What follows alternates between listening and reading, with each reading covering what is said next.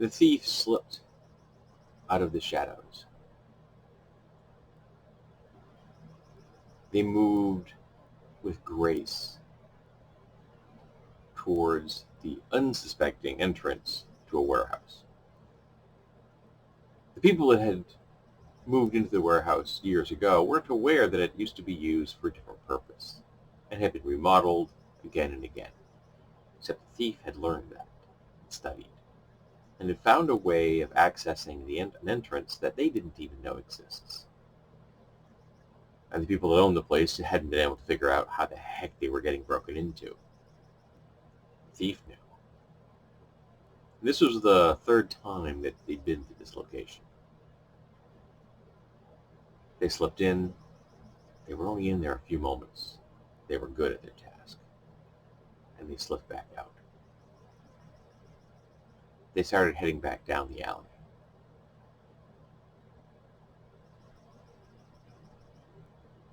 And as they moved past the doorway on an adjacent building, something tickled in the back of their head. Doorway? There had been and that's as far as the thought got when something heavy hit them from behind. There was a chuckle. As the pseudopod from the doorway had smacked their head against a wall and now held them, suspended in the air. It turned and stunned a barely conscious thief, unaware that they were currently facing a mimic. The mimic chuckled with a strange, raspy sound, oozed off the wall, and carried the thief towards the warehouse. While the people that owned the warehouse hadn't been aware of how the thief was getting in, they had a pretty good idea of where the direction they'd been coming from. So they hired someone to hide. They hired someone who couldn't be found. Someone that could blend into a surrounding so perfectly that you would never, ever know that they didn't belong there. They could be part of the wall you walked past. They could be the barrel that you leaned against.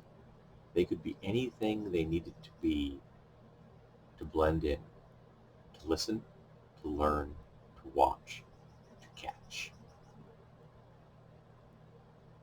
So I'm discussing mimics today.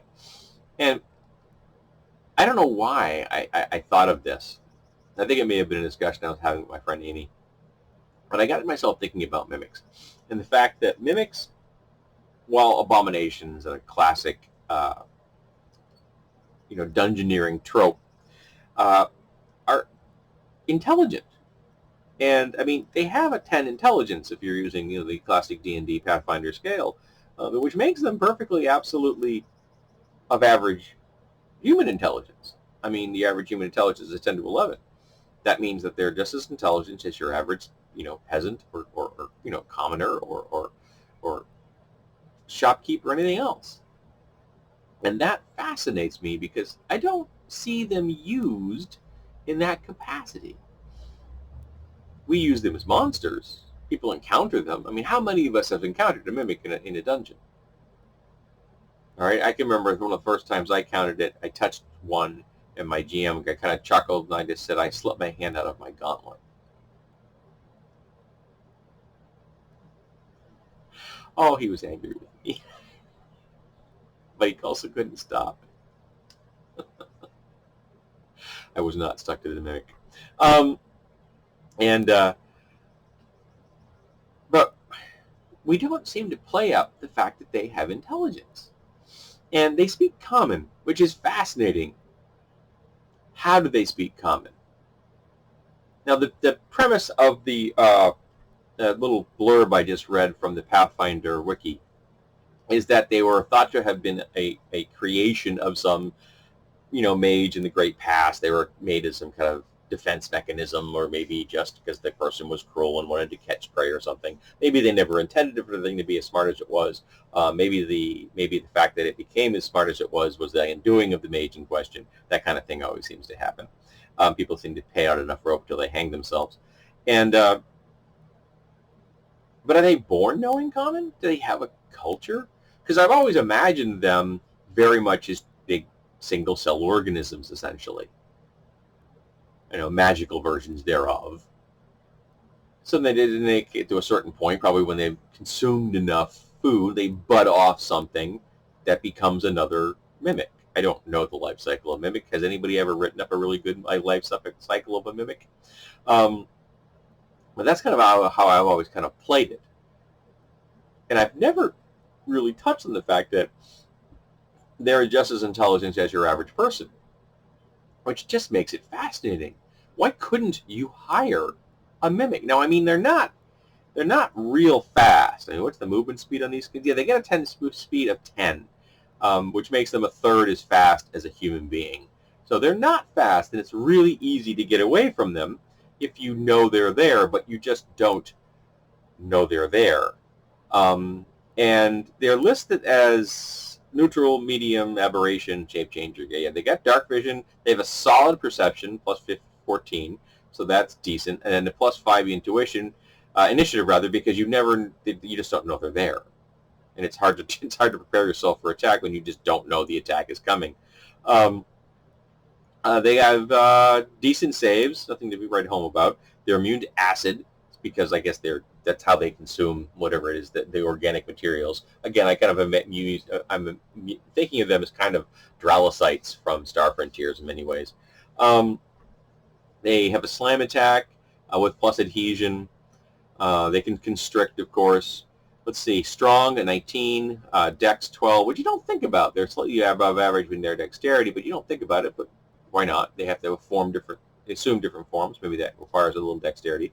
Solid con of 17, intelligence 10, wisdom of 13, relatively intelligent, wise as far as your average person goes, and a perfectly average charisma of 10.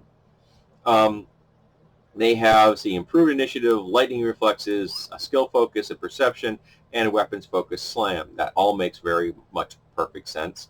For skills, we've got a climb, disguise, which goes from a plus 10 to a plus 30 when they're mimicking objects.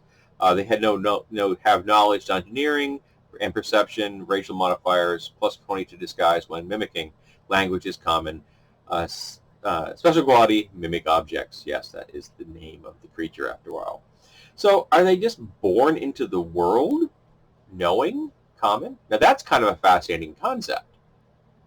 That, maybe in the first budding, they're just a nebulous kind of a brain that begins to need some time to process. Maybe they're not at a 10 intelligence initially. Maybe they're just a hunting, blob. And then they became very, very quickly realize that they can mimic objects that makes them a much more efficient hunter. And eventually they get to become intelligent. But there isn't any reason that you could not have a mimic as a hireling. Someone that just gets paid to do things. It doesn't mean they have to be, dungeon-dwelling murderous thugs. They can just have jobs. Also, I think it would be very useful if you could have, like Dralocytes, them ability to create limbs. Because if you have limbs, maybe you could actually have them be able to have a greater mobility speed. Maybe you can, you have them have feats or something. So I'm actually imagining a mimic class, essentially, where they become more mobile, able to emulate living things. Maybe not in the sense that they cannot make perfect copies of living things. That's not their shtick. Their shtick is inanimate objects. But being able to emulate the physical characteristics of living things, so they can end up with 4 legs they can move, or they can end up with more manipulative pseudopods instead of what they've got. So they become able to interface with the world, even though they would be still blobby looking. They would be kind of an amorphous humanoid shape, or an amorphous horsey shape, or centaur shape or something like that, which would allow them to become more efficient. And why couldn't you have a mimic party member? Yes, they are very good at stealthing things. and ambushing things. It doesn't mean they still couldn't be fun to play. I think it would be awesome to play. That's a real challenge there to play a mimic, as long as you can get them to the point where they are at least as fast as a dwarf with a speed of 20, which I don't think is asking much if you spend a feat to get their movement speed up to a 20. And again, you've got stability. You could build them very much in like the way a dwarf does. They're stable because they're maybe a slug-like foot, so it's really hard to move them. And having a mimic having a slug-like foot at a speed of 20, I don't think that's a stretch. I really don't. I haven't looked up what monstrous snails have for a movement speed. I should have, but I didn't. But yeah, I think it would be intriguing. I think that we should probably look at mimics not just as dungeon fodder for the GM to lay here, hither, and nigh as traps, but as potential use as fully intelligent beings, because they are. They have a 10 intelligence, and I have never seen anybody use that. All right, I've blathered on long enough about mimics. So let's talk about mimics. How have you used them? When's the first time you encountered them, and did you piss off your GM when you didn't fall for the trap? And how would you use the fact that they are intelligent and they seem to come out of this chute with the ability to speak common?